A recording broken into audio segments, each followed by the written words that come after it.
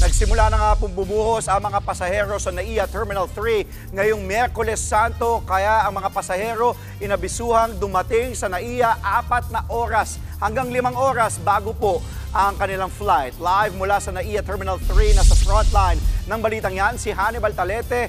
Hani, kamusta na ang sitwasyon dyan sa NAIA? Andre, alas 2 pa lamang na madaling araw ay bumuhos na mga pasahero dito sa NAIA Terminal 3 para nga sa Semana Santa. May iba naman na pabiyahing ibang bansa, ang iba naman dito lamang sa Pilipinas magbakasyon para nga sa Holy Week. Si JT biyahing Siquijor ngayong araw.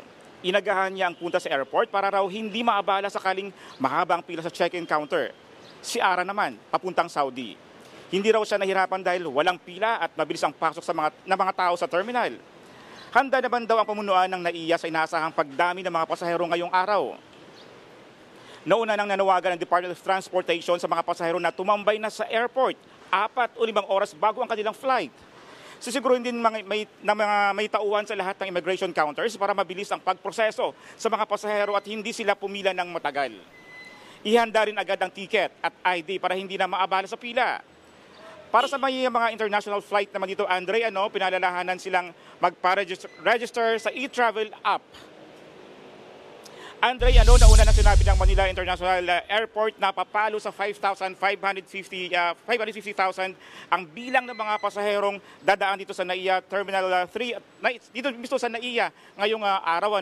At mayroon din silang mayroong assistant desk dito ng NAIA na handang umalalay sa mga pasahero ngayong araw. Andre. Maraming salamat, Hannibal Talete. Mga kapatid, Chiki Roa Puno po. Simulan ang inyong araw na puno ng impormasyong kapaki-pakinabang.